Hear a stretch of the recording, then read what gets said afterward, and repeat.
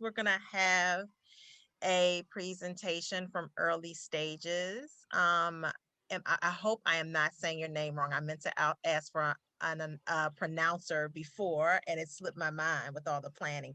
Is it Malcolm? That's Malcolm? right. Yes. It's Yes. like welcome with M, but it's spelled differently. So Malcolm. Malcolm, welcome. Yes. Thank you so much. You're very You have your slides to share, or do Yes, you need us to? Awesome. I Are have you it able ready. to share? Let me try. Okay. Okay. Can you see it? It is coming up. Yep, it is up right now. Okay, great. So let me Thank put it in the you. presentation mode. Um, Yeah, take your time and get set up. yes, While you're doing that, can you just tell folks very briefly about Early Stages and what you all do? sure. So I'll talk about it later as well. Good morning, everyone. So as Ms. Yeta said, my name is Malcolm Lengere. I'm a Child Find Field Coordinator for Early Stages. And I have Isabel here, my co-worker. She is also a child find coordinator, and she would be monitoring the chat. And if you have any question, just put it in the chat. She would be answering those questions, and we will have some time to question and answer at the end. I'll talk about what early stages is and what we do at early stages. It's included in the slides. So I'll just go, since we have only 30 minutes, I'll just go to the presentation now. That sounds great. So Thank you. you're very welcome. So today I'm presenting addressing challenging behavior, especially before it happens proactively. So as I said, since we have only 30 minutes, we spend most of the time talking about building a strong foundation and how we can build a positive relationship with our children proactively and addressing challenging behavior before the behavior occurs. So let's check out what we have in the agenda. We'll talk about the basic assumptions when it comes to challenging behavior with our children. We will also talk about setting a strong foundation. So as I said, we will be addressing challenging behavior before it occurs. The third agenda will be stopping challenging behavior.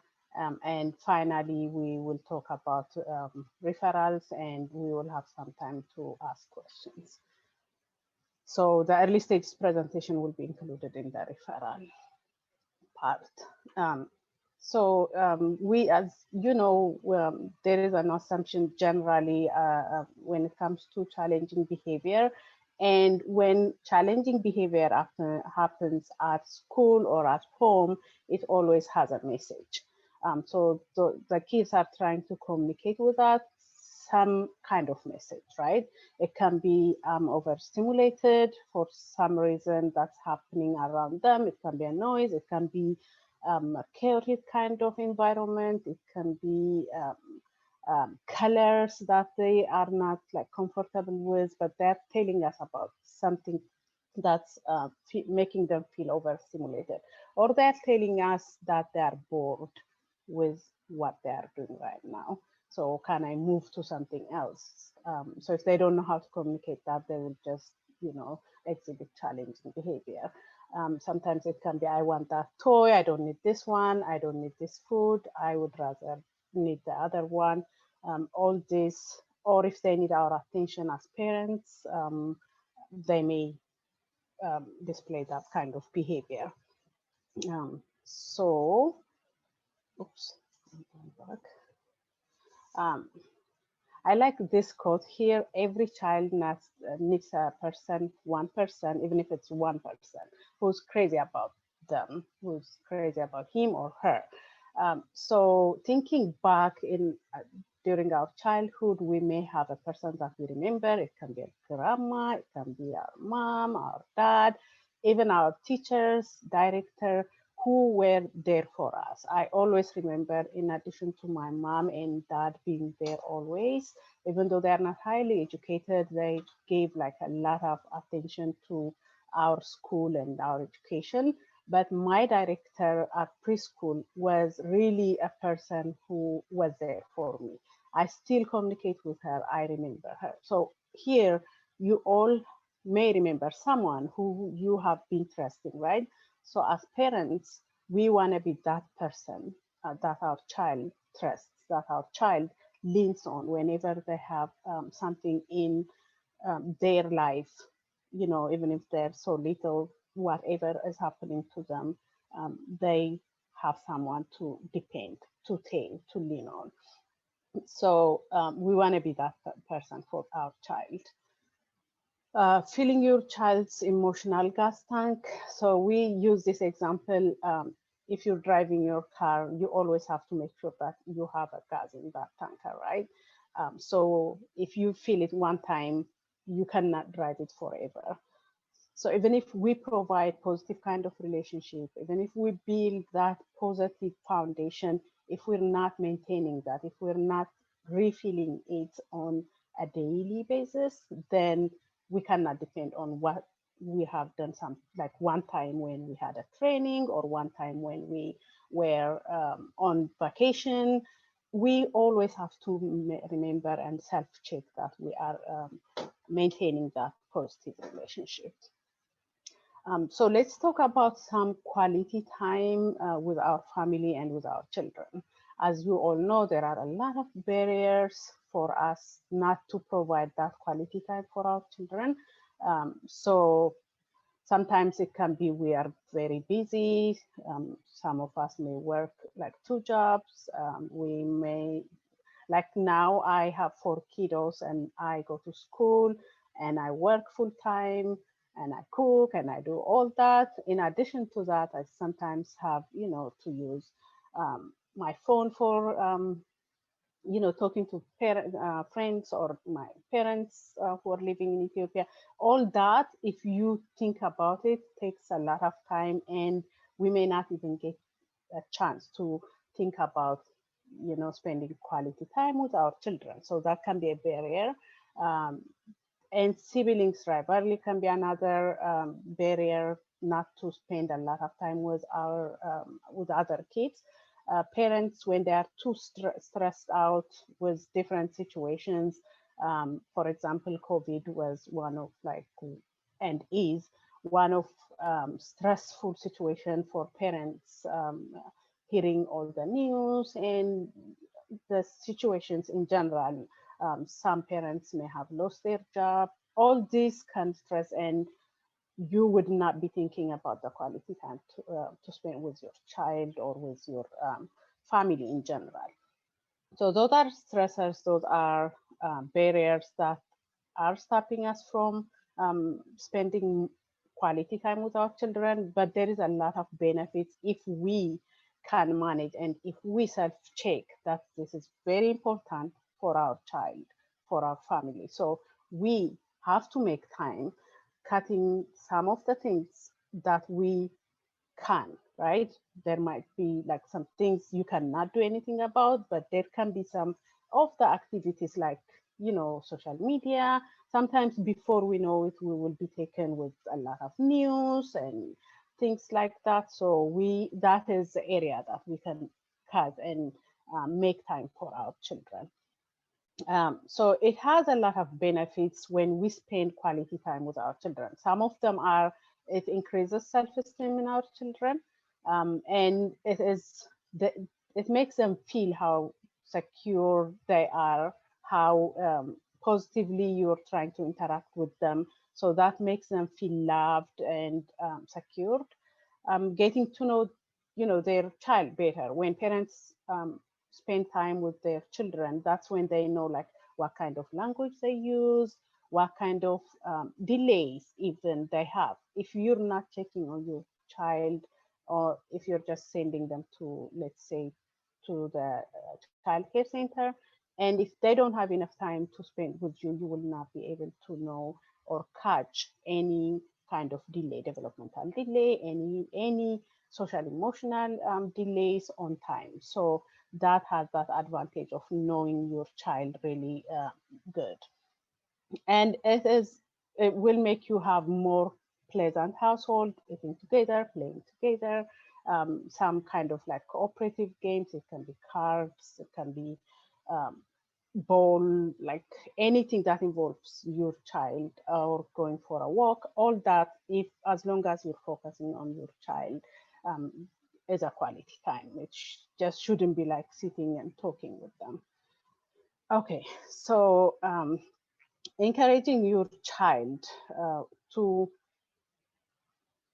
positive kind of behavior, right?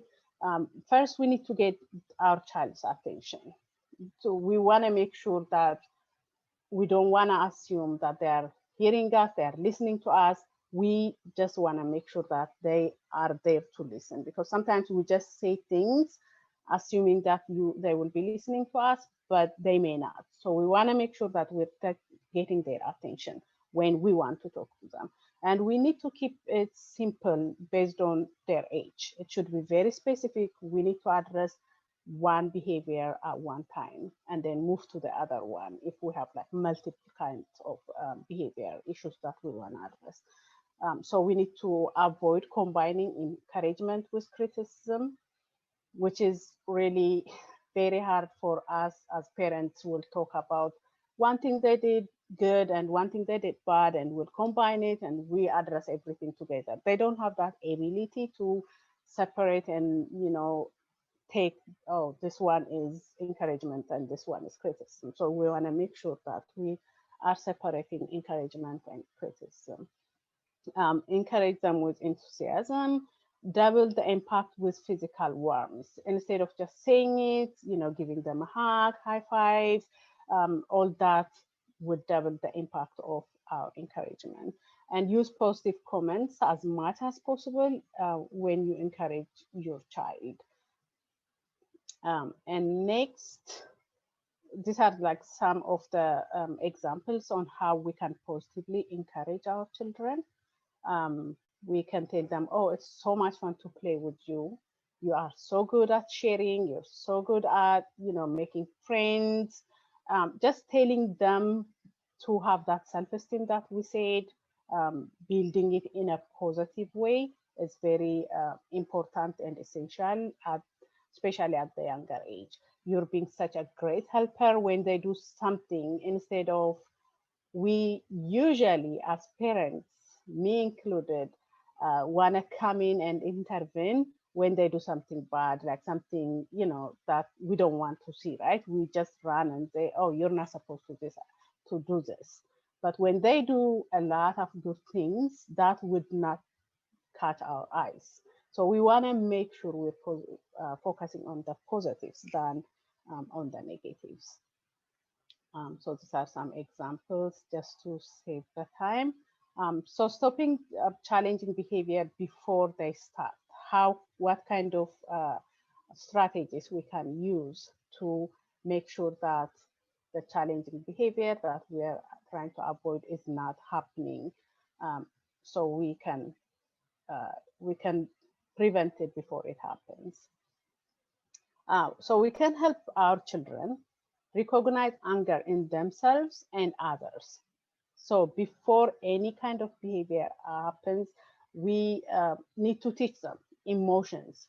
When they may get angry or other people get angry when, with any kind of situation. So if they know that, and if they are able to recognize their anger, and if they're able to communicate that in a calm way, because that would be the next step, that once they recognize their anger, we want them to know how to calm themselves down. It's not easy. It sounds like telling is easy, but practically to make this happen is sometimes hard. Even we as adults may not be able to control our anger. That's why we hear a lot of people, shooting others just for maybe, simple things on the road. Maybe they did not stop on the stop sign and something happened. And, that's very hard to teach children. But what matters here is consistency. So every time they get angry, we go back to these steps and help them to identify that they are angry, recognize that they are angry, And then the next step is to calm themselves down. And this would help them later in life as well. And then to teach them appropriate ways to express their anger. If they're at school, what do they do? If they're at home, what do they do? Who should they tell? How should they address that situation that made them angry? So, for example, we can tell our child to what to do instead of what not to do, using positive kind of language.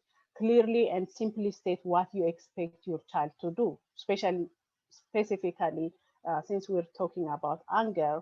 When they're angry, what are they supposed to do? So what do you want them to see when they are angry? They calm themselves down. Then what's the next step?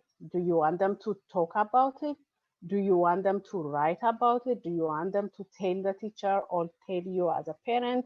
Do you want to talk to the person who made them angry? All that is like a specific kind of intervention a parent would come up on whatever behavior you wanted to see. And then our expectation always should be age appropriate. That's sometimes the problem in us.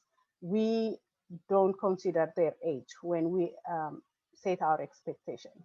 So we probably are on the phone at work or in a meeting in Zoom, and we may have a 3-year-old who needs our attention.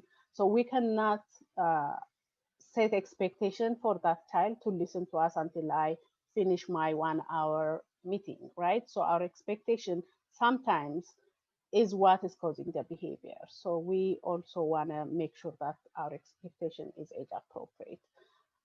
And then we need also to use age appropriate language, or else they are not going to understand us. And then most of the time, whether at school or I mean at the daycare or at home, children oftentimes have issues transitioning from one activity to another one. If you're waking them up in the morning and transitioning them to breakfast, or from breakfast to their virtual class, or from their when they were playing to take them outside or to give them a bath, always that transition is an issue. So always, if you use cues or warnings, okay, when we finish this, we are going out. We have only 5 more minutes. And then if you can remind them, okay, now we have 3 minutes, we have 1 minute, now it's time. So they would be ready. As children, they cannot just, get up and leave what they were doing. We all understand that. And if they are reading, I have my son, for example, who is 8 years old. In the evening, in the night when he goes to sleep, he always wants to read a lot of books. I tell him read during the day, some of them, and then read only like 2 or 1 in the evening when you go to sleep. But he wants to. He doesn't want to read during the day, but he want to do it during the night when he is supposed to be sleeping. So always, consistently, I keep telling him, this is what you will read, and that's it. So reminder and telling them their limits, or so you don't have to have that power struggle with your child, giving them option instead of like one big book or chapter book. Can you read like 2 small kind of books? So that kind of option, giving them choice, helps a lot with transition. And make sure your child is listening to you. Have them repeat back what you say. Sometimes, as I said earlier, we may say it, they may not be listening to us. We expect what we tell them, and it's not going to happen. So we want to make sure they gave us their attention and they listened and they can repeat what we said. Okay. Oops. And there are some problem solving games, um, again, to proactively prevent challenging behavior from happening. If they know, for example, what if your sister hits you? This is just a game that you'll be creating. It can be anything depending on the kind of challenging behavior you are assuming would happen at your house, right? Everybody's challenging challenging behavior is different. So based on that, you will come up with a scenario, with a game. What if your sister hits you? How would you feel? What could you do? So when we ask them that question during like a calm time, that they are not angry, they are not mad, that will help them to kind of think through problems. And we want to make sure when they come up with any kind of solutions, we want to make sure it would be fair to all of them. Whatever this child would answer, I may hit back, or we want them to think about the consequence. It should be fair for everybody. It should be helpful kind of strategy that we're coming up. So every time we sit together, what if you wrote on mommy's bedroom wall with a marker? How would she feel? How would you feel? What do you think mommy would feel? And what could you do? So we can teach them, just to avoid that challenging behavior. If they do this, for example, if they write on my, um, bedroom's wall, then they would know, like they would apologize, or they wouldn't do it because this is not, it didn't happen yet. So instead of when once it happened and we come and deal with it, which takes a lot of energy and sometimes it may not change, it's better to teach them before it happens. So there are a lot of different kinds of games here, as you see. I am not going to go to all of them for time's sake.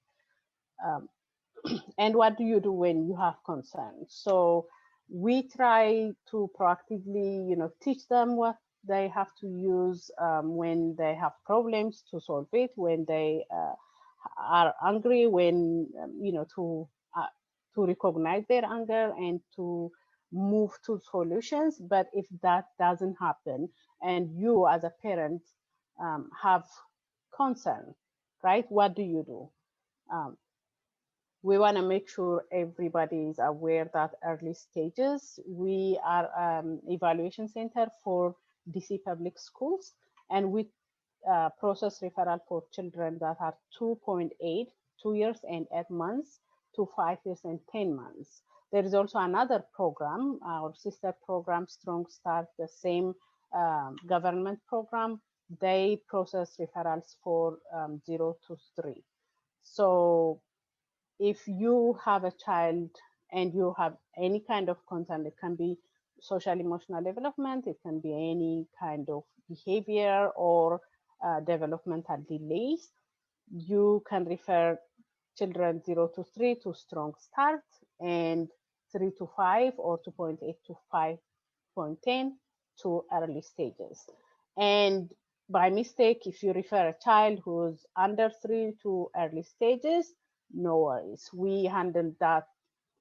We just pass the referral on to Strong Start, and the reverse happens. They pass the referral to us, and we're required by law to do that. So we are that program who are evaluating children. I just want to make sure all the early stages service, including the evaluation, the process, and every service that child is eligible is free, completely free.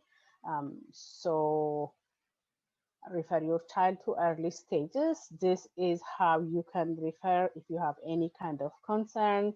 You can visit our website and complete the form there. You can email referral at earlystagesdc.org, or you can call or fax any referral form. And we have our referral form in our website.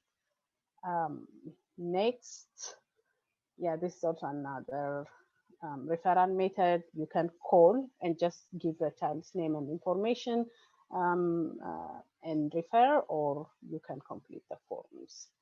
Finally, about this training, there is a survey.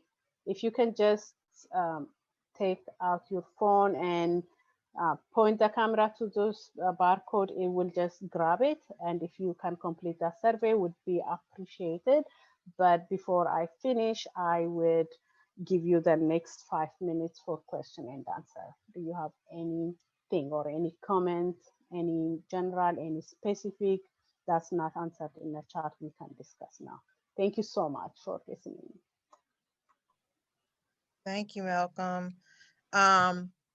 If I can ask a question, if families have a concern and how do I want to put this? If they don't necessarily feel comfortable coming to an early stages or a strong start, like how do you all really work to support and engage families? So this is one of the challenges that we have, parents being in denial, or they're not sure if they have to go through our process or strong start process.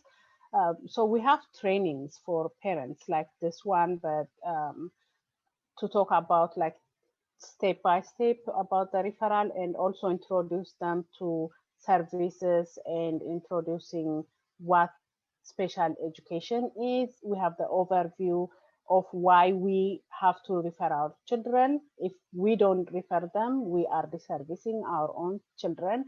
And sometimes it's just that they are not understanding. So what we have in addition to the trainings, because it's also different culture also affects this process. Some are like culturally not like on board when it comes to referral and special education services. So what we have is we have different language speaking child finders. So if, for example, I speak Amharic and I know the culture, usually we always push back that kind of process. So I would be assigned to that family to see it from, cultural perspective, share my own experience and explain to them really well until they understand. And we also have Spanish speaking child find coordinators. They do the same thing, just to make sure that they understand what they are doing, because sometimes it's because they don't understand that they are, preventing service for their own children because they did not understand the process. So we always ask daycares, doctors, pediatricians to refer to us. And if that family is kind of pushing back, to connect them with us so we can talk to them. I usually, because I refer my my daughter when she was 11 months, and I went through that process, especially if they are Amharic speaking. And if I tell them, oh, I went through that process and that was helpful for my child, they would be on board. So there are different kind of strategies we use to make sure that they understand the process and make the best decision for their child. That's great, Malcolm. Yeah. One other question from me, because I don't see anything in the chat. If so let's say a family comes to you and they like maybe they haven't had a conversation with the doctor or vice versa. How do you all handle the coordination between medical providers? So one of our responsibilities as child find coordinator is to reach out to doctors and train them. All the doctors, nurses are trained about the referral process as well as how to administer ASQ. So we have two child finders working with completely with the medical community only. So they are assigned to the medical, like the doctors and nurses and clinics. So they trained all of like doctors in DC. So when they go there, if they have that conversation, they refer children to us. And if they did not, they would give us a call and say, we have a concern about this child, and we had a conversation with the parent, and then we reach out with information they give us. And we work together with child care center directors, refer everybody refers, church referred, all organizations in the district. We go out and try to reach out to everyone, even apartment buildings. We go there and try to talk to the people living there. Schools, everywhere. Child find is everywhere in all wards. There is assigned child find coordinator. So with that partnership, we get referrals from everywhere, including the doctors. Great. And I see that Isabel put in the chat on your behalf, some of our staff members have office hours and medical offices, so the families can have the opportunity to ask us questions about our process while at the pediatrician's office. That's great. Yes. And then I think like another thing that is important as I think about my work as the ambassador, and focusing on the developmental monitoring piece where families are monitoring their own child's development, that families can self-refer, right? Like they don't necessarily have to go through their health provider or their church or what. If they have a concern, they have a concern, and Yes. they can reach out to you and get that help if needed. Anytime they can call it, from the referral methods that I used in the previous slides. They can Mm-hmm. call, fax, or email, or just go to our website and complete the form. We take referral from anyone who knows the child. The only thing, sometimes child care centers refer and parents may not be aware of it. And when it comes to like the final process of evaluating the child, we need to have a written consent. So at that point, we don't want the parent to, say, I am not on board or whatever. So we want to make sure when parents refer, it would be great if they share to, the child's teacher. That Mm-hmm. would help because we can get more information, but otherwise they can refer anytime. Thank you, Malcolm, and Mhm. Isabel from Early Stages, presenting on challenging behaviors, and giving us a little behind the scenes peek at what Early Stages does. Thank you so much for being here today.